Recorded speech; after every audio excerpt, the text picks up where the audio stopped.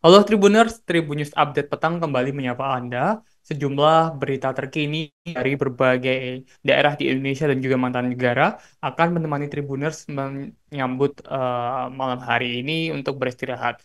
Nah, kita sajikan sejumlah berita. Tribuners ini langsung aja yuk kita ke berita pertama. Ini berita pertama muncul dari Mayor Teddy yang belakangan menjadi sorotan setelah membantu seorang ibu di rest area.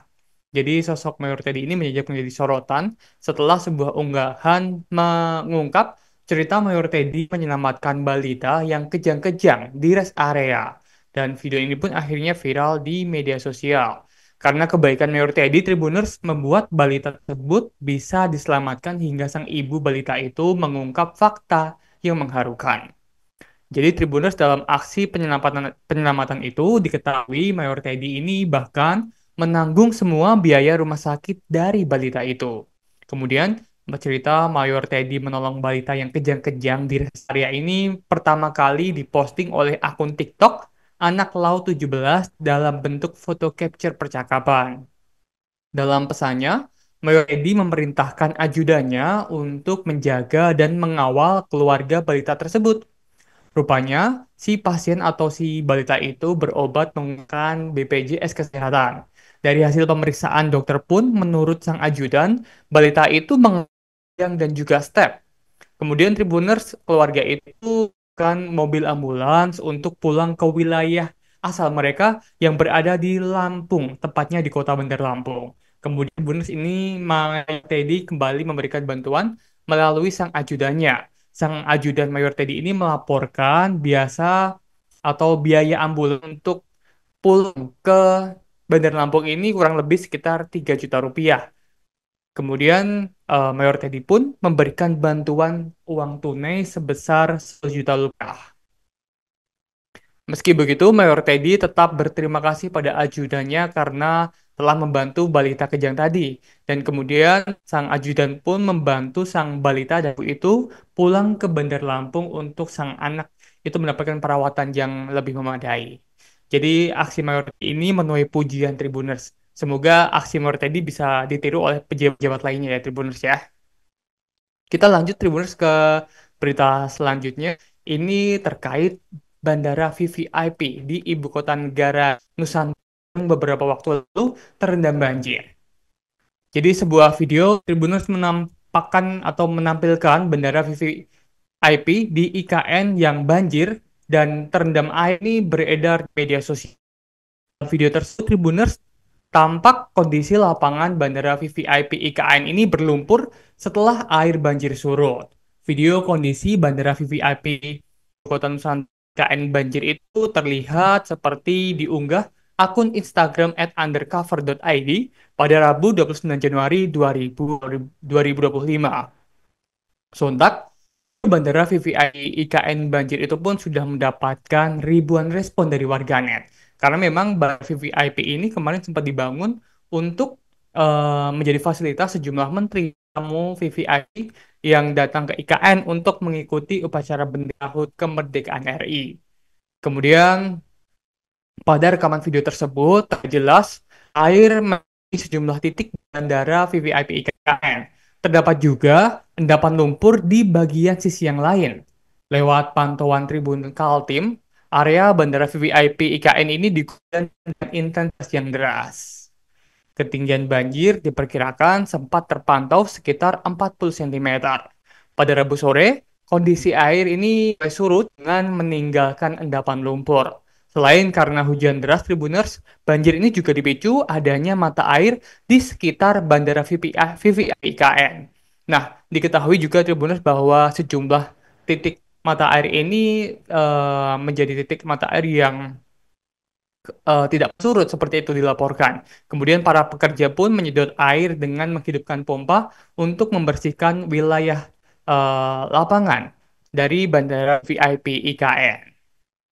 Kita lanjut lagi, Tribuners ke berita selanjutnya. Ini terkait kabar seorang pendaki yang harus dievakuasi dari Gunung Lawu di Karanganyar, Jawa Tengah. Ada sebuah kejadian di mana seorang pendaki berbobot 100 kg ini terus dievakuasi dari puncak Gunung Lawu Karanganyar dan kemudian karena berat badannya yang cukup berat begitu, dia harus ditandu secara bergantian oleh sejumlah orang. Jadi diketahui seorang pendaki yang berbobot 100 kilogram tersebut tergelincir dan jatuh di area Gunung Lawu. Kakinya bengkak dan terpaksa ditandu turun untuk mendapatkan pertolongan. Pendaki tersebut diketahui berinisial R dan berasal dari Jakarta. Dia ditandu turun dari Gunung Lawu via Cetok, Kecamatan Jenawi, Kabupaten Karanganyar. Hal ini pun juga telah dibenarkan Tribuners oleh relawan Gunung Lawu yang bernama Eko. Kepada Tribun News, Eko menjelaskan bahwa pendaki itu awalnya turun gunung pada hari Rabu 29 Januari 2025. Kemudian pria berinisial R ini mendaki pada Minggu 26 Januari 2025 bersama rombongannya yang berjumlah 20 orang. Ketika sampai di pos 3, R ini terpleset dan akhirnya terjatuh. Kemudian ankle-nya ini bengkak karena terjatuh saat hendak turun dari Gunung Lawu. Karena bengkak tersebut, akhirnya ia pun tak bisa melanjutkan perjalanan untuk turun gunung. Kemudian ada 20 orang relawan yang memandu R dengan akhirnya secara bergantian membawa R turun dan menandunya. Karena memang melihat berat badan dari R ini kan cukup berat 100 kilogram. Akhirnya relawan sebanyak 20 orang ini bergantian untuk menandu R hingga turun di pos tempat relawan berada. Kemudian Eko mengimbau juga ini bagi para pendaki untuk ekstra waspada di musim penghujan ini karena memang cuaca ini tidak bisa dipantau dengan baik di musim penghujan ini ya, karena kadang di bawah ini masih cerah, namun di puncak lagi banyak kabut, kemudian hujan. Eko pun mengimbau para pendaki yang akan melakukan di Gunung Lawu harus memperhatikan perbekalan, perhatikan cuaca, sebab jalur pendakian menjadi licin lantaran hujan ini lagi musim di wilayah Gunung Lawu. Jadi itu tadi kabar dari Gunung Lawu, Jawa Tengah. Kita lanjut ke berita selanjutnya, kita lanjut ke berita terkait korupsi. Terbaru Tribuners, KPK memanggil sejumlah mahasiswa hingga sopir untuk mengusut kasus Harun Masiku. Komisi Pemberantasan Korupsi atau KPK ini menjadwalkan pemeriksaan 6 orang saksi untuk mengusut kasus pengurusan penetapan pergantian antar waktu atau PAW anggota DPR RI 2019-2024 di Komisi Pemilihan Umum KPU pada Kamis 30 Januari 2025 Tribuners. Jadi 6 yang akan dipanggil adalah Saiful Rohman, seorang wira swasta, kemudian Irwan Syah, wira swasta juga, ada Moh Ilham Yulianto, wira swasta atau sopir Ri. Kemudian Darmadi Jufri, seorang pengacara. Kemudian Dewi Anggi, ini seorang asisten rumah tangga. Dan yang terakhir adalah Diah Oktasari, yang merupakan pelajar atau mahasiswa. Mereka ini Tribuners rencananya dipanggil untuk melengkapi berkas perkara tersangka mantan calon anggota legislatif PDI Perjuangan Harun Masiku yang hingga kini masih buron. Kemudian Harun Masiku merupakan tersangka kasus suap ex-komisioner KPU Wahyu Setiawan. Tribuners, jadi memang kasus suap ini terkait proses PAW Harun Masiku menjadi anggota DPR terpilih 2019 hingga 2024. Kasus ini Tribuners terungkap saat PK melakukan operasi tangkap tangan 8 Januari 2020 lalu. Dan Harun Masiku ini lolos dari operasi tangkap tangan itu dan hingga kini menjadi buron. Hingga kini Harun Masiku juga masih berstatus buron dan belakangan KPK juga menjerat Sekjen PDIP, yakni Hasto Kristianto, dan advokat PDIP Doni Tri Istiqomah dalam perkara tersebut. Hasto diduga menjadi pihak yang turut menyokong dana. Hasto pun juga dijerat sebagai tersangka perintangan penyidikan kasus Harun Masiku oleh KPK. Karena Hasto ini disebut-sebut adalah orang yang meminta Harun Masiku untuk melarikan diri. Namun hingga kini walaupun sudah berstatus tersangka, Hasto pun belum dilakukan penahanan. Oke, kita beralih sedikit ke kasus yang belakangan menjadi polemik dan masih selalu menjadi sorotan ini terkait pagar laut Tribuners yang ada di Tangerang, Banten. Kepala Desa Kohot yang terlibat dalam pagar laut ini mendadak menghilang, yakni pada beberapa hari setelah Menteri ATR BPN melakukan kunjungan ke tempat desa Kohot yang di mana desa tersebut menjadi lokasi adanya pagar laut tersebut. Pekan lalu ini Arsin atau Kepala Desa Kohot ini tiba-tiba menjadi sorotan, di mana Arsin adalah Kepala Desa Kohot Kecamatan Pakuaji, Kabupaten Tangerang, Banten yang sempat berdebat dengan Menteri Agraria dan Tata Ruang atau ATR atau Kepala Badan Pertanahan Nasional yakni Nusron Wahid. Kini Arsin ini tak ada kabarnya lagi Tribuners setelah dia viral berdebat dengan Menteri Nusron. Dia tak lagi bisa dihubungi atau bahkan ditemui. Arsin sepertinya menghilang dengan Nusron Wahid soal status lahan pagar laut di wilayah tersebut. Arsin ini Tribuners mengklaim bahwa lahan pagar laut di Kohot ini dulunya adalah daratan, ya, yang lebih tepatnya yang kini mengalami abrasi dan menjadi perairan. Pernyataan tersebut disampaikan saat pertemuan dengan Nusron Wahid dan akhirnya perdebatan. Pernyataan tersebut belum mendapat konfirmasi juga langsung dari Arsin, yang menjadi sulit dihubungi setelah kejadian tersebut. Seperti diketahui, laut di Kabupaten Tangerang sepanjang 30 km antara lain terletak di Desa Kohot. Sementara itu, berbagai upaya telah dilakukan untuk mencoba menghubungi Arsin juga setelah kunjungan Menteri Nusron ke Kohot pada Jumat 24 Januari 2025 lalu, wartawan yang mencoba menemui Arsin ini dihalau oleh pengawalnya.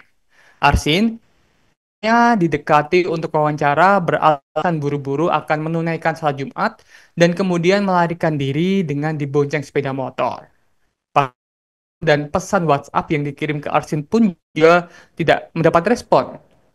Tribunnews kemudian mencoba mendatangi rumah Arsin di Kampung Kohot pada Selasa 28 Januari 2020, namun tidak berhasil menemui Arsin. Hingga kini pun Kepala Desa Kohot pun itu juga belum diketahui di mana keberadaannya. Kita tunggu seperti apa kedepannya Tribunnews, apakah Kepala Desa Kohot bernama Arsin ini akan muncul ke permukaan untuk memberikan penjelasan terkait polemik pagar laut yang ada di desanya tersebut. Kemudian kita beralih Tribuners, ini masih terkait polemik pagar laut di Tangerang yang melibatkan Menteri Nusron Wahid. Selain diketahui kan memang di Tangerang ada juga pagar laut yang ada di Bekasi, Jawa Barat, dan juga terbaru muncul juga di Sidoarjo, Jawa Timur.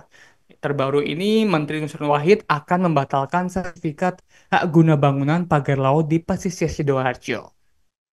Menteri Agraria dan Tata Ruang Kota, dan maksud kami Tata Ruang atau Kepala Badan Pertanahan Nasional, Nusron Wahid akan membatalkan sertifikat hak guna bangunan atau HGB pagar laut di Kelurahan Segoro Tambak, Kecamatan Sedati, Sidoarjo, Jawa Timur. Nusron menyebut ada 3 HGB pagar laut di Sidoarjo. Rinciannya, yakni HGB atas nama PT Surya Inti Permata yang luasnya mencapai 280. Kedua, PT Semeru Cemerlang yang luasnya mencapai 152.000 hektar. Dan ada PT Surya Inti Permata yang luasnya mencapai 219 hektar. Kemudian Nusron menyebut tanpa dibatalkan, hak guna milik PT Surya Inti Permata dan PT Semeru Cemerlang juga akan habis pada tahun 2026 mendatang. Sementara itu, pagar laut milik Surya Inti Permata ada tanahnya Tribuners, jadi tidak sepenuhnya ini wilayah laut atau wilayah air seperti itu. Dan kemudian ini ke depanlah Menteri juga sejumlah wilayah yang ternyata sudah memiliki HGB terkait penggunaan wilayah laut. Karena memang menurut beberapa ahli, salah satunya ini adalah dari mantan Menko Polhukam ini menyebut bahwa wilayah laut ini tidak bisa dimiliki oleh perseorangan karena laut sejatinya adalah milik negara. Kita beralih dari polemik pagar laut Tribuners ini, kita sedikit beralih ke berita kriminal. Ini ada kabar yang memprihatinkan di mana seorang paman di Bandung, Jawa Barat ini tega membunuh keponakannya dengan menusuknya sebanyak 51 kali. Seorang gadis di Bandung, Jawa Barat, Tribuners berinisial AS yang baru berusia 19 tahun menjadi korban pembunuhan oleh pamannya sendiri yang berinisial MDP yang berusia 24 tahun. MDP ini Tribuners tega menusuk keponakannya perempuannya itu secara membabi buta hingga tewas di Desa Sayati, Kecamatan Margahayu, Kabupaten Bandung pada Jumat 3 Januari 2025 lalu. Kapolres Bandung, Kombes Pol Adi Subarton, KPT, MBD maksud kami, telah merencanakan aksinya untuk menghilangkan nyawa korban. Mirisnya Tribuners, kasus ini ternyata tidak jauh dari materi karena motif dari pelaku ini ingin menguasai harta korban. Kasus pembunuhan ini terungkap pada Sabtu 4 Januari 2025 saat keluarga korban sempat curiga saat korban AS ini tidak keluar dari kamar. Keluarga korban pun langsung mengecek ke kamar AS. Tetapi karena kamarnya ini dikunci terbunuh dari dalam, keluarga pun langsung mendorong pintu dan menemukan AS dalam kondisi sudah meninggal dunia dengan penuh luka. Setidaknya ada 51 luka di sekujur tubuhnya. Pihak kepolisian juga mengatakan berdasarkan hasil autopsi, terdapat 51 luka tusukan di sekujur tubuh korban, di mana luka-luka tersebut mengakibatkan korban kehabisan darah hingga akhirnya meninggal dunia. Kemudian atas perbuatan MDP ini yang telah dijadikan tersangka, ia dijerat pasal 40 tentang pembunuhan berencana, subsider pasal 338 tentang pembunuhan dan pasal 365 KUHP tentang pencurian disertai kekerasan. MDP terancam pidana mati atau hukuman penjara seumur hidup. Kita tunggu ke depannya apakah vonis dari pengadilan ini akan sama seperti apa yang dituntutkan oleh jaksa penuntut umum pihak kepolisian. Kita masih terkait berita kriminal ini muncul dari sekelompok prajurit TNI yang menggeruduk markas pemuda seperti itu di Sumatera. Hal ini pun akhirnya membuat Kodam 1 Bukit Barisan angkat bicara. Keributan antara anggota resimen Manun atau 2 dan sekelompok pemuda di Desa Durin, Kecamatan Pancur Batu di Deli Serdang, Sumatera Utara berawal dari aksi pengeroyokan seorang prajurit TNI yakni Praka BS. Praka BS ini Tribuners bahkan mengalami luka cukup serius akibat pengeroyokan tersebut. Rekan-rekan dari Praka BS yang tak terima lantas mendatangi lokasi diduga tempat berkumpulnya para pelaku hingga akhirnya terjadi keributan. Namun, masalah itu kini diselesaikan secara kekeluargaan setelah Kodam 1 Bukit Barisan turun tangan melakukan mediasi. Kedua pihak pun sepakat untuk berdamai. Sementara itu, peristiwa ini dipicu oleh aksi ugal-ugalan di Jawalan awalnya Tribuners. Jadi keributan ini terjadi pada Rabu 21 Januari 2025 ketika Praka DS atau BS ini anggota dari Resimen 2 ini mengejar 3 pemuda yang mengendarai sepeda motor berkenal pot brong. Teguran cekcok hingga akhirnya Praka DS ini diduga mengalami pengeroyokan oleh sejumlah pemuda. Akibat Tribuners, Praka DS ini mengalami luka dan melarikan diri ke area perkebunan sawit untuk menghindari serangan lebih lanjut. Ia kemudian menghubungi rekan-rekan sesama TNI di barak untuk bantuan. Tak lama setelah itu, sejumlah anggota TNI pun mendatangi lokasi untuk mencari pelaku pengeroyokan. Ketika berada di sebuah warung jadi tempat berkumpulnya mereka, para anggota itu justru menemukan barang bukti mencurigakan seperti alat hisap sabu, kemudian ada juga sisa sabu dalam juga alat timbang elektronik. Nah, itu tadi Tribuners motif yang menjadi pemicu adanya keributan antara sekelompok prajurit TNI dengan pemuda Sumatera Utara. Dan kasus ini pun akhirnya sudah berakhir dengan mediasi dan diselesaikan dengan kekeluargaan. Berita-berita di regional kita beralih ke mancanegara. Tribuners ini terkait 30.000 migran ilegal yang akan dijebloskan oleh Presiden Amerika Serikat Donald Trump ke penjara paling di Guantanamo Bay. Seperti apa beritanya? Jadi memang Donald Trump ini Presiden Amerika Serikat terpilih yang kembali mengeluarkan rencana kebijakan terbarunya setelah resmi menjabat. Diketahui kan Tribuners jika Donald Trump ini berencana menjebloskan setidaknya 30 imigran Maksud kami 30.000 imigran ilegal di penjara militer yang ada di Guantanamo Bay. Guantanamo Bay diketahui merupakan penjara militer yang dikenal paling kejam di seluruh dunia. Di dalamnya Tribuners terdapat tahanan yang merupakan pelaku serangan 9/11, yakni kasus pembajakan pesawat yang telah menelan sebanyak 3.000 lebih korban jiwa di Amerika Serikat. Kemudian, rencana kebijakan tersebut diumumkan pada Rabu 29 Januari 2025 saat mendatangi undang-undang yang mengizinkan penahanan sebelum pengadilan bagi para imigran ilegal tanpa dokumen yang didakwa telah melakukan pencurian dan kejahatan kekerasan. Kemudian Donald Trump ini juga mengungkapkan akan menandatangani perintah eksekutif yang memerintahkan Pentagon dan Departemen Keamanan Dalam Negeri Amerika Serikat untuk melakukan persiapan. Persiapan tersebut benar termasuk menyiapkan fasilitas penahanan para imigran dengan kapasitas mencapai 30.000 orang di Guantanamo Bay. Dilansir dari CNN, pihak pemerintah memiliki setidaknya 30.000 tempat tidur di Guantanamo untuk menahan para imigran yang dianggap berbahaya di Amerika Serikat.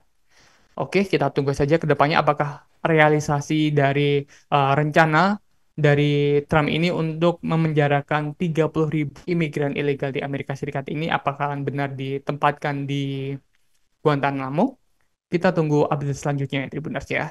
Kemudian di berita terakhir ini masih terkait Presiden Amerika Serikat Donald Trump yang mengusulkan bahwa warga Gaza ini mulai akan dipindahkan begitu.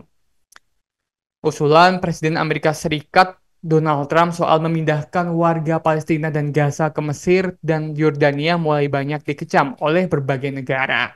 Terbaru Tribuners para pemimpin dari Spanyol dan Prancis dengan tegas menentang usulan Trump tersebut dengan menyebut sebagai pelanggaran hukum internasional. Bahkan Tribuners, para pemimpin Spanyol dan Prancis pun menyebut rencana relokasi warga Palestina dari Gaza ini akan memunculkan ancaman terhadap stabilitas regional. Sementara itu, Menteri Luar Negeri Spanyol José Manuel Albares menanggapi pernyataan Trump ini yang mencakup usulan untuk membersihkan jalur Gaza dengan memindahkan penduduknya ke Yordania dan juga Mesir. Alvarez menambahkan, warga Palestina yang tinggal di Gaza ini harus tetap di sana. Karena menurut Alvarez nih, Tribuners justru pihak warga Gaza yang harus membantu para warga Palestina untuk membangun kembali kehidupan mereka yang telah hancur setelah perang antara Israel dan juga Hamas. Alvarez juga menegaskan pentingnya mendukung Badan Bantuan dan Pekerja Perserikatan Bangsa-Bangsa Palestina di Timur Tengah. Ya, juga Uni Eropa untuk berkontribusi pada rekonstruksi Gaza dan memberikan politik masyarakat Palestina. Kemudian Iran ini yang selalu membantu Gaza dan juga Hamas melawan Israel juga telah di mana para petinggi negara menanggapi usulan Trump itu dengan menyampaikan sejumlah Menteri Luar Negeri Iran, Abbas Arghachi, mengkritik rencana Trump untuk merelokasi warga Palestina dari jalur Gaza. Menurut bukan warga Palestina yang harus dipindah dari Gaza, tetapi Israel lah yang harus dimukimkan kembali ke Greenwald. Maksud kami ke Greenland. Presiden Trump yang awalnya menyarankan akuisisi Greenland pada masa jabatan pertamanya telah mengadakan klaim sejak kembali menjabat. Pada hari Sabtu, Presiden Amerika Serikat itu mengungkapkan bahwa telah berunding dengan Raja Yordania Abdullah II tentang pembangunan perumahan untuk memindahkan lebih dari 1 juta warga Palestina dari Gaza ke negara-negara tetangga. Ia juga mengatakan bahwa ia berencana untuk membahas masalah yang sama dengan Presiden Mesir, Abdel Fattah al-Sisi, Minggu. Usulan tersebut ditolak mentah-mentah oleh otoritas Palestina yang berpusat di Ramlah, yang mengatakan usulan tersebut akan garis. Itu tadi Tribuners, sejumlah berita terkini dari regional, kemudian nasional, dan juga mancanegara. Tribunnews Update akan Pak Tribuners nanti pukul 9 malam dengan sejumlah berita pilihan lainnya. Saya Alvin Wahyu pamit undur diri. Sampai jumpa. Download Tribun X sekarang. Menghadirkan lokal menjadi Indonesia.